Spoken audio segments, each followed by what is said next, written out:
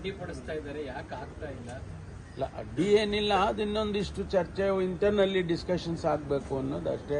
ಕ್ಯಾಬಿನೆಟಲ್ಲಿ ಅದನ್ನು ಇಂಟರ್ನಲ್ಲಿ ಡಿಸ್ಕಷನ್ಸ್ ಆಗಿ ಆಮೇಲೆ ಹೊರಗೆ ತರಬೇಕು ಅನ್ನೋದು ಬಿಟ್ಟರೆ ಬೇರೆ ಏನಿಲ್ಲ. ಅದಕ್ಕೆ ಸಂದರ್ಭ ಬರಬೇಕು.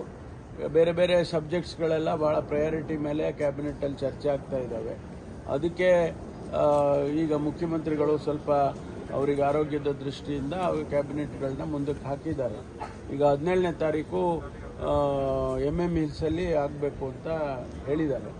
ಅಲ್ಲಿ ಆ ಭಾಗಕ್ಕೆ ಸೇರಿದಂಥದ್ದು ಚಾಮರಾಜನಗರ, ಮೈಸೂರು ಆ ಭಾಗದಲ್ಲಿ ಸೇರಿದಂತಹ ಸಮಸ್ಯೆಗಳ ಬಗ್ಗೆ ಚರ್ಚೆ ಮಾಡೋಣ. ಹೆಚ್ಚು ಆ ಭಾಗಕ್ಕೆ ಇರ್ತಕ್ಕಂಥ ಸಮಸ್ಯೆಗಳ ಬಗ್ಗೆ ಸಬ್ಜೆಕ್ಟ್ಗಳು ತೊಗೊಂಡು ಬನ್ನಿ ಅಂತ ಹೇಳಿದ್ದಾರೆ. ನಾವು ಇಲ್ಲಿ ಬೆಂಗಳೂರಿನಲ್ಲಿ ಭೇಟಿ ಮಾಡಿದಾಗ, ಸಂಪುಟ ಭೇಟಿ ಮಾಡಿದಾಗ ಮಾಡ್ತೇವೆ. ಮೆಟ್ರೋ ದರ ಏರಿಕೆಗೆ ತೀವ್ರವಾದ ಟೀಕೆಗಳು ಬರ್ತಾ ಇದ್ದಾವೆ. ದೇಶದಲ್ಲಿ ಅತಿ ಹೆಚ್ಚು ಮೆಟ್ರೋ 40% ಏರಿಕೆ ಇದ್ದಿದ್ದು ರಾಜ್ಯದಲ್ಲಿ ಮಾತ್ರ. ಅದು ಮೆಟ್ರೋದವರು ಇಂಡಿಪೆಂಡೆಂಟ್ ಆರ್ಗನೈಸೇಷನ್, ಅವರು ಸರ್ಕಾರದ ಇದರಲ್ಲಿ ಏನಿಲ್ಲ. ಅವರು ಅದಕ್ಕೆ ಒಬ್ಬ CMDಯನ್ನು ಮಾಡಿಟ್ಟಿದ್ದಾರೆ, ಕೇಂದ್ರ ಸರ್ಕಾರ ಮಾನಿಟರ್. ಹಾಗಾಗಿ ಅವರಿಗೇನು ಎಕ್ಸ್ಪೆಂಡಿಚರ್ ಆಗ್ತಾ ಇದೆ ಮತ್ತು ಅವ್ರ ಖರ್ಚು ವೆಚ್ಚ ನೋಡಿಕೊಂಡು ಅವ್ರು ಮಾಡಿರ್ತಾರೆ.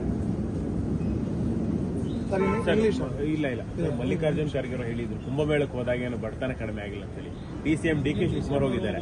ಅದನ್ನ ಈಗ ಬಿಜೆಪಿ ವೆಲ್ಕಮ್ ಮಾಡ್ತಾ ಇದೆ. ಅಧ್ಯಕ್ಷರಿಗೆ ಹೇಳ್ತಾರೆ, DCM ಸ್ನಾನ ಮಾಡ್ತಾರೆ ಅಂತ. ನಾನು ಕಾಮೆಂಟ್ ಮಾಡಿದೆ.